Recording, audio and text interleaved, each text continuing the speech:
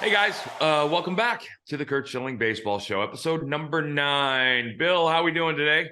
We are doing terrific, Curt. Yeah, it Really was enjoyed the WBC, and now I'm getting ready for opening day. it was it personally, I always say if I could go back when I was 18 and write out my life, I would have fallen far short of how amazing it was, my life, and how blessed I am. If Major League Baseball could have gone back to December and written a script for the WBC, I don't think anybody on the planet would have written the script that we got to witness. And I have a feeling, I think people listening to the show think that, and I think maybe I've come across as being anti-WBC in many ways. And I think I said it last time too. As a player, I'm all in. I would love it. It would be the greatest. As an owner, I hate it. I hate everything about it. There's nothing beneficial for my team if it happens. But Shohei Ohtani facing Mike Trout in the 9th inning of a 1-run game for the World Baseball Championship title was, I guarantee you, Rob Manfred might have been tearing up. He was so excited and happy. It was something to watch. And then, my God, the at-bat itself didn't disappoint. By the way, Japan wins. For anybody, spoiler alert, if you put it on DVD or you taped it, or recorded it, taped it. Listen, I'm dating myself. And we talked before the tournament.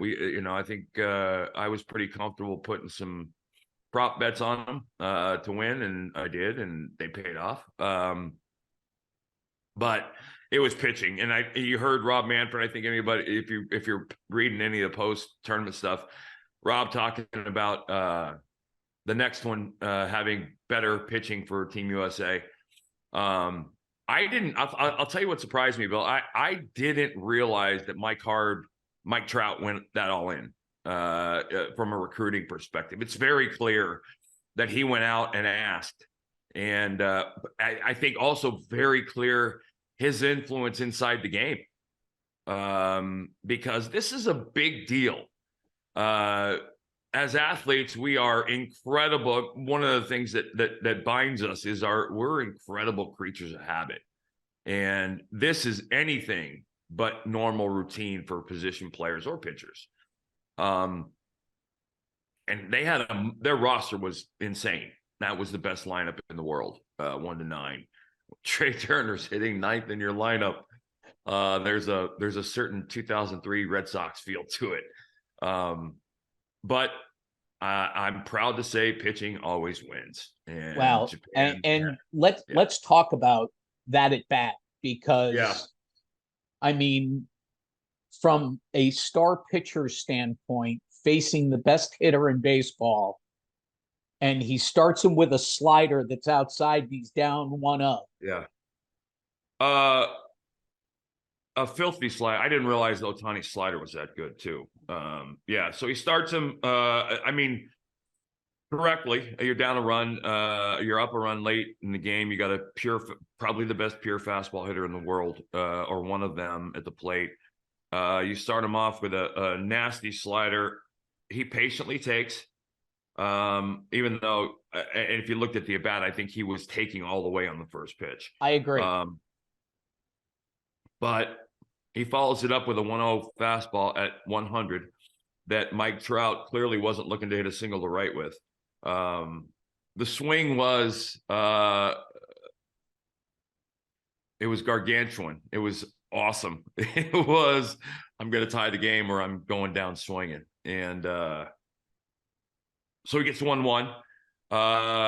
Ohtani overthrows the third pitch to go 2-1. And then no finesse. The two fastballs. He goes 2-1. He goes fastballs. Comes back at 100, and Trout swings again. He's trying to hit the ball to Japan at that point to give it a 2-2 count. But it's clear that both guys are. This is bottom of the 9th World Series. You bat your dreams. I mean, everything's on the line. Both guys are maybe the best pitcher in the world against maybe the best hitter in the world. I mean, that just to say that's very cool. But in the 9th inning of a 1-run game, we're now at a 2-2 count, and the 3-2 count, it almost feels like it was a purpose pitch, but it wasn't. It was just a horrible non-competitive fastball at 102, by the way, that he yanks to go full count, of course. And the natural is playing in everybody's heads, and home run into the light stand with the electric explosions is everybody's vision. And then he busts out what I can only describe as one of the nastiest sliders. Not the I'm not being general and saying, wow, what a nap. I'm literally talking about this pitch might have been, if you draw up a slider, 3-2 slider perfection, this was the pitch, because it probably gets called strike 3 if he doesn't swing. And he swings through it, and it's over. And the immediate emotion from Ohtani made it very, very clear to anybody wondering if the players bought in. And again, I think you're talking about a guy who's been on an American team that hasn't won anything. And so this had to be his World Series, and it was spectacular. And everybody in a Japan uniform, the elation was amazing. They won the World Series. Right. And in a sense, I think the only thing missing to make it a true World Series is an American pitching staff. You put Garrett Cole and Kershaw and Verlander and Scherzer there. We'll see what happens. But hats off, Japan won. They deserved to win. They were the best team in the tournament. Many, many great stories. And oh, by the way, Ohtani wins the MVP of the tournament. Both pitcher and a hitter. On the all WBC team, he makes the All-Star team as a pitcher and a hitter. Same thing he did in big league baseball last year. So I think we're talking about, if you're a fantasy baseball, that's your number one pick. It's not even there's no close second. But you're talking about a guy who has to now be considered and talked about in the discussion as one of the greatest players that ever played from a value perspective. This is a number one pitcher and a cleanup hitter, and he's the best, just about the best at both. And the post game on MLB Network, Pedro Martinez, was with Ohtani, and you could tell how touched he was, thanking him for everything that Ohtani brings to the game. Yeah. Well, and so to be clear, Pedro Martinez, who has got a heart way bigger than his size, is a very passionate guy, very emotional guy. You didn't want to be on the other end of that in the batter's box, but he was a guy you want in your foxhole. And that's who he is. And that was genuine. It was heartfelt, and it wasn't scripted in any capacity. And when the guy who represents the greatest pitching run in the history of the game over multi-years, which Pedro does, when compared to eras, talks to you like he talked to Ohtani, I'm sure Ohtani was overwhelmed. I mean, he knows baseball, and he knows history, and he knows Pedro, and it was just a great moment. Everything about this was great for the game. And I gotta say one more time, because we're getting ready to talk about it very quickly. Not one person anywhere ever that I heard about complained about the pace of the game. Very true. No rules were changed. The old school baseball was played, and I heard nothing from anyone. So it was a win. It was a grand slam. It was use whatever euphemism you want, is what it was. It was a huge success. I think baseball might have more fans today than yesterday. Now I'm speaking out of turn maybe, but I believe it was the most viewed baseball game in the history of baseball, professional baseball. In Japan, it was. Yeah, which makes it probably the largest ever. Anyway. Right. Exactly. The ratings on Fox were terrific. I believe a 4.5, which, that's World Series kind of numbers. Right. And something like 32 million people in Japan. Yeah. Okay.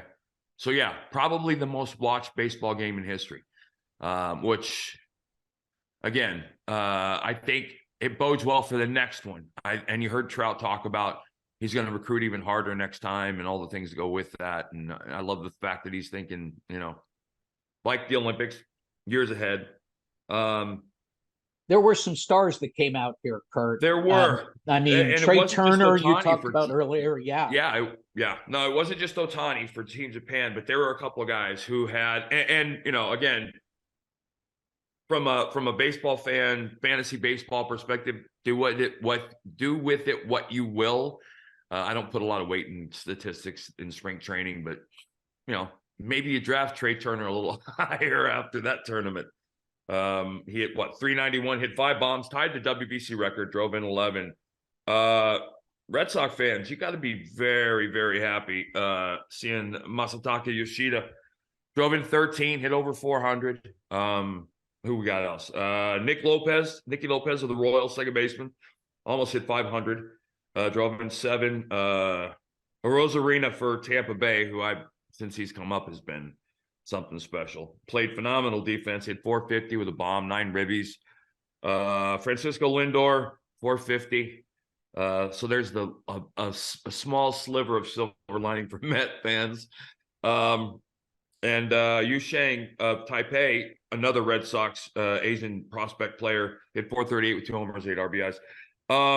You talk Ohtani fantasy. threw the most. Yeah. Go ahead. You talk fantasy. Yu Chang definitely is on the radar now for the Red Sox.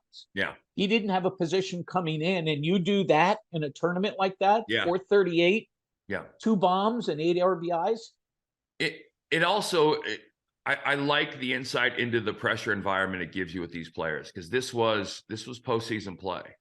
And the players that were playing, it's in their mind, which again, I'm going to allude back to it. And I know I sound like the grumpy old guy. That's the reason I wouldn't have my pitchers involved, because these guys are exerting October effort in March, and that's so ridiculously unhealthy.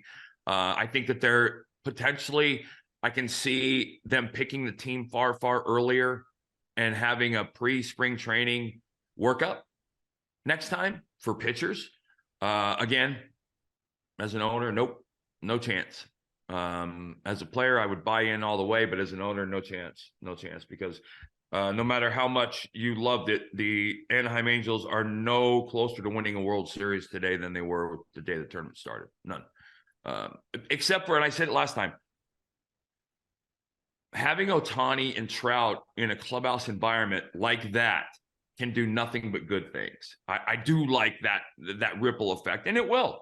It's a different clubhouse. When you're in a clubhouse where you can't wait to get there and you know you're probably going to win the game that day, mentalities are very different. And I like, from a leadership perspective, Trout getting that vision. Not that, I mean, it's not for him because he's doing everything he needs to do. It's for him as a leader in that clubhouse and the organization to see how other guys do it in that sense, and to maybe take some stuff back. So, and I know I touched it briefly, but moving on to the fact that nobody complained about pace of game in the WBC. Rob Manfred and Major League Baseball have come out. They're tweaking the rules. We're going to mention a couple of them, and then at the end, we're going to talk about one of the stupidest things I've ever heard in my life. But and I assumed this would be the case. So as I understand it, first of all, the clock violations are down from 2.03 a game to 1.03. And, you know, we're going to talk to a former teammate of mine, Dave Hollins. And one of the things I think you'll probably hear him say is, you know, rules are changing. You deal with it. Your players can complain all they want, but the fact of the matter is everybody's on the same playing field and has to abide by the same rules. So those violations are down and they'll drop. You'll see very few guys doing that. The 4 major notes are almost around the pitch clock, all of them. The clock start will be delayed after a brush back pitch or a big swing from a batter when the batter's equipment is displaced or the batter is splayed out on the ground. Now, this is going to be, you're going to have some argument challenges and ejections over this one, because this is all interpretive, right? A big swing. That if that's the case, then I maybe intentionally fall down a time or two as a hitter to get myself some rest. The clock start will be delayed when the pitcher has to leave the mound to field the ball or back up a play, and the play ends with him off the mound. If I'm a pitcher worried about the pitch clock, I leave the circle of the mound every pitch now. React to a potential swing or whatever. Leniency for catchers who end a half inning with an at bat.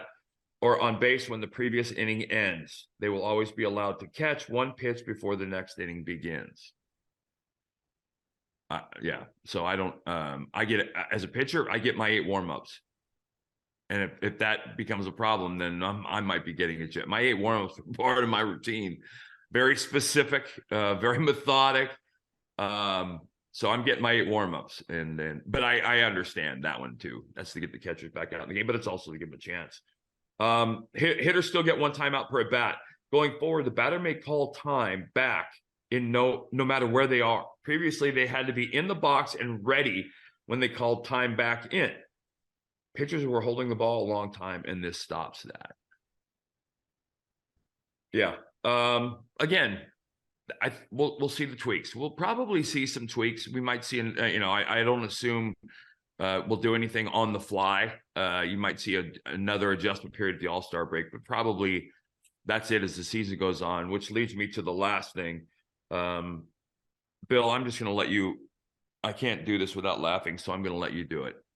Explain this last piece. And this is real. This is not a Babylon Bee headline, or it's not April 1st. So Bill, go ahead. No, Rob Manfred has said they're going to have higher scrutiny on the Bat Boys and girls.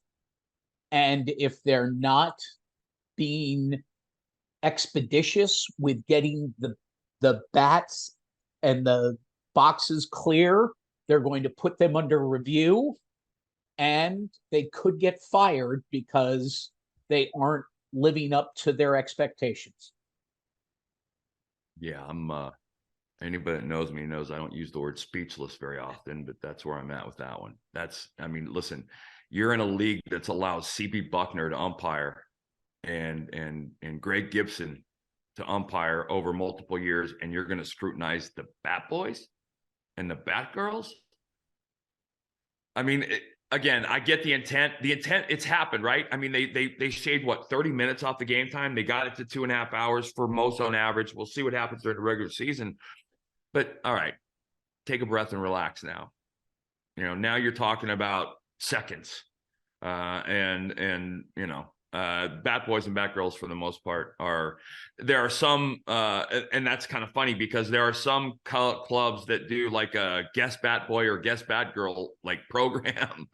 So, wow, that will be a traumatic life event for some kid to get fired in the 5th inning of a game that he's won a contest to be the Bat Boy in. But yeah, with everything baseball does, that there is some dumb attached to it every now and then, and that's dumb. So. All right, so you know what? Let's move on. I talk a lot about WBC injuries and my concern as an owner, but spring training always has its fill. And it's also why 2 things. Number 1, never place a prop bet before spring training for any serious money because you have no idea what the roster is going to look like. And number 2, hold your fantasy draft as late as you possibly can. And I'm telling, I think that's I'm telling the masses that already know that. But anyway. And this is why. On Monday, Rice Hoskins, Phillies first baseman, suffered almost in baseball one of the worst things you can suffer, which is a non-contact knee injury. My understanding of it was he was carted off the field. With the exception of LeBron James and maybe Paul Pierce, usually when a player gets carted off, it's because they're seriously hurt. Phillies manager Rob Thompson said that Hoskins was walking around the clubhouse afterwards, but I've known people, including my father, tore an ACL and walked around fine afterwards. When it's a clean tear, as I understand it from people that done it, once the initial excruciating pain goes away, you're fine. Your knee's just incredibly unstable. So I hope he's okay. My guess would be he tore hopefully only one of them, the ACL, the MCL. The PCL is kind of hard to do, but if that's the case, then the Phillies are going to be dealing with a new first baseman for this season. Well, and the Adam sad Wainwright, thing too, the sad thing too, he's in his contract year. Yeah. He's 30 years old. And but you know what? And yes, I agree. It's going to cost him if that's the case. Obviously I want to see him back on the field, but with medical science today, that's less of a thing than it used to be. I hear you, and I said, but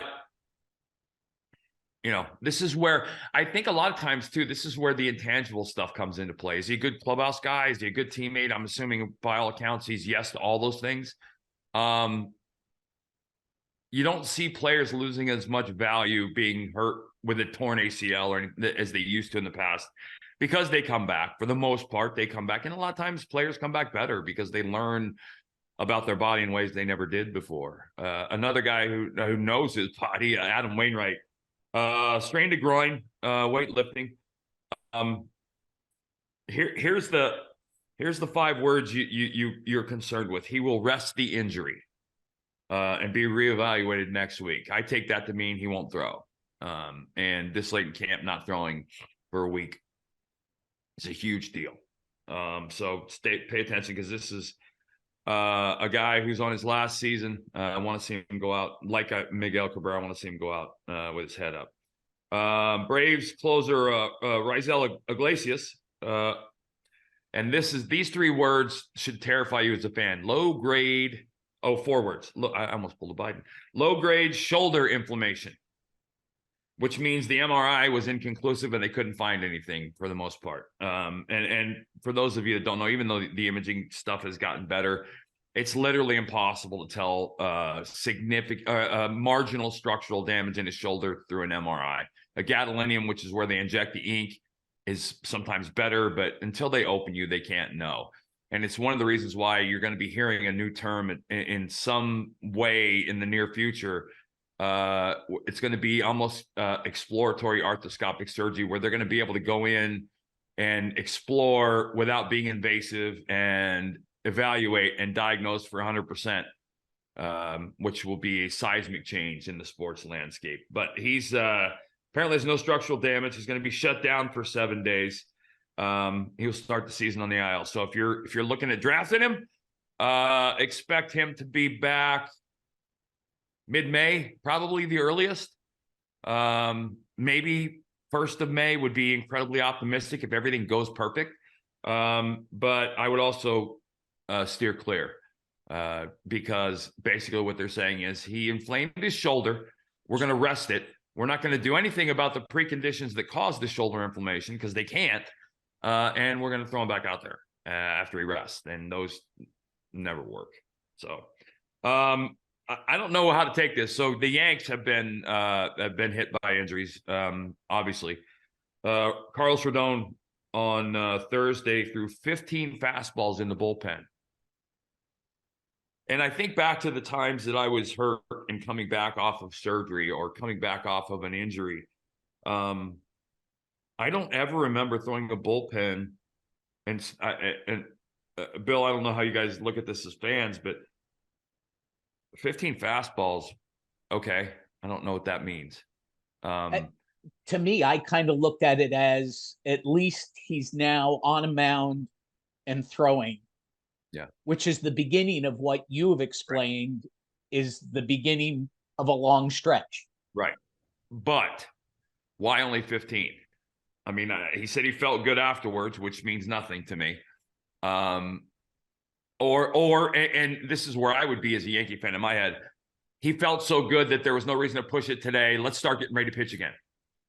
That would be the optimistic approach that I would want to have be the result of that 15.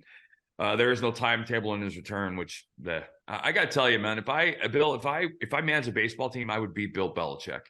I would. I wouldn't tell anybody anything more than they needed to know. Carlos suffered an upper body injury, and we're dealing with these day to day. Number one,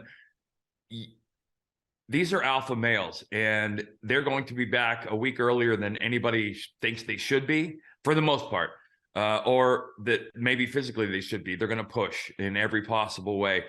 When you set timetables, the only thing it ever did for me was give me a challenge and to push myself, and that's a good thing. And in some cases, depending on the injury, it's not, because the guys from I know guys from Tommy John. There's a cycle in recovering from Tommy John you get to this initial phase, and it's pretty early on where, oh my God, I feel 100%, and you're throwing, and it's like everything's great.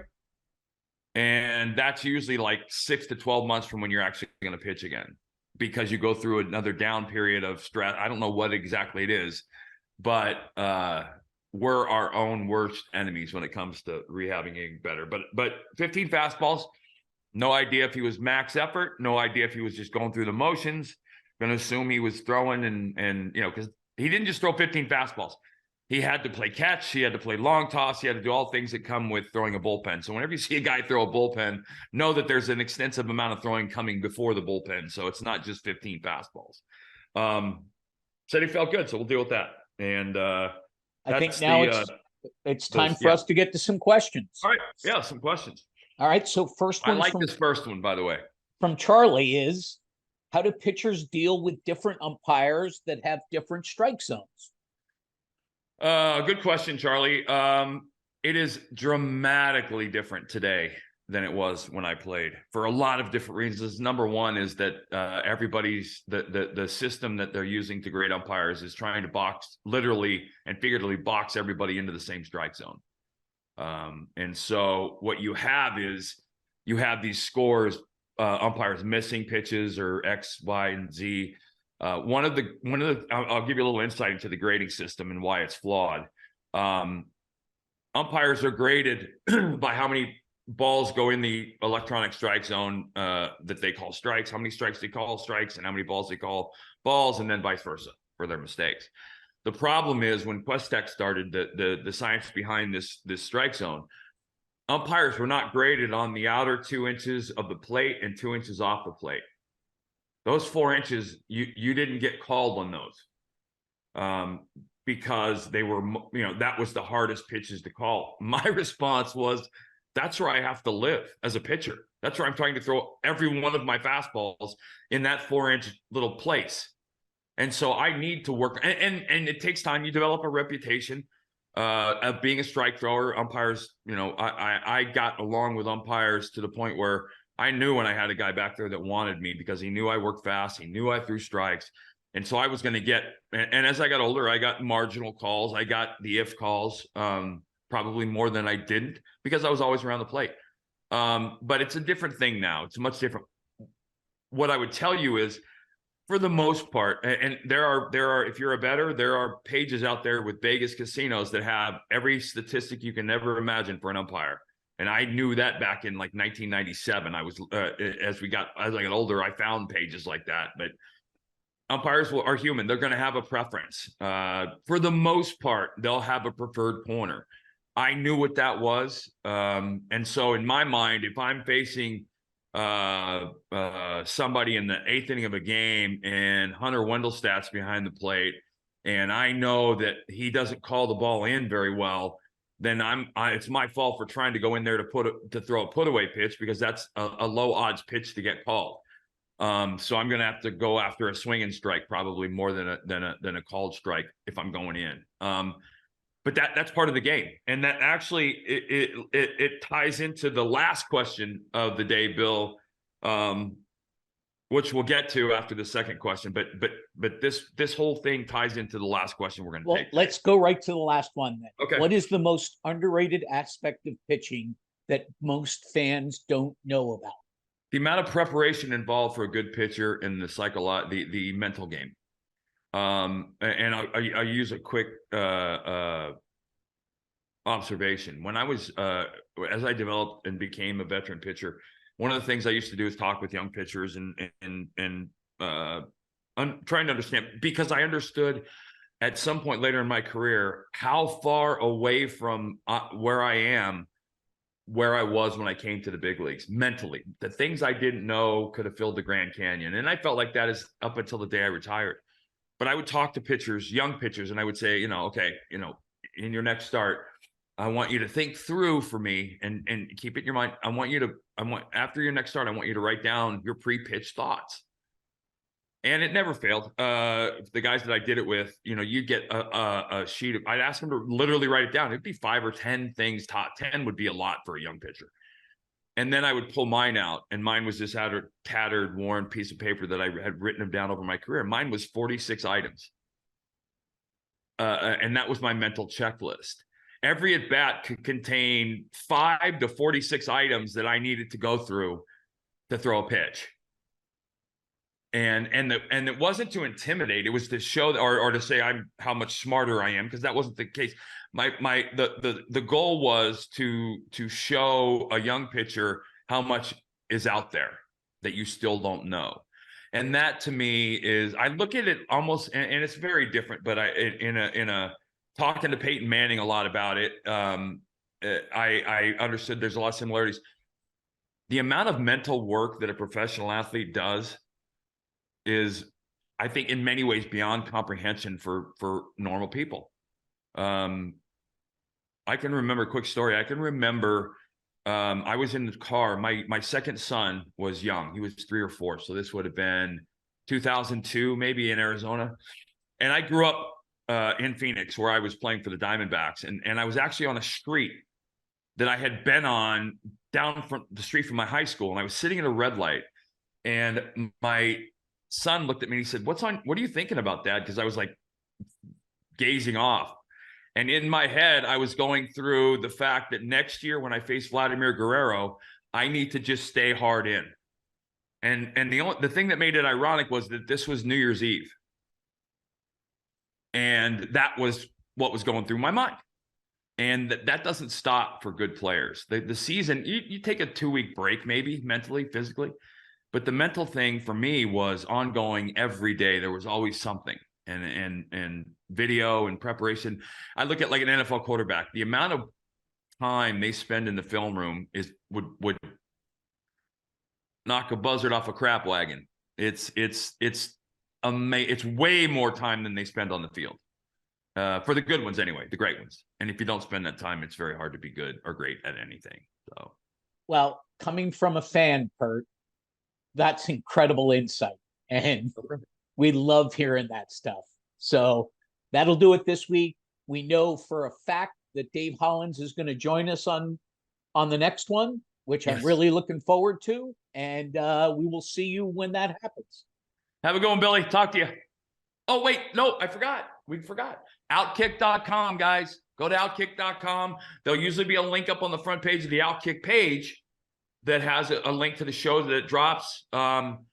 But you can also go up to the top right-hand corner, click on shows and all the podcasts. There's some great ones on OutKick. You can, from OutKick 360, Clay Travis, Tommy Lahren, all of them. You'll find the Curt Schilling Baseball Show on that link as well. Spread the word and send in your questions.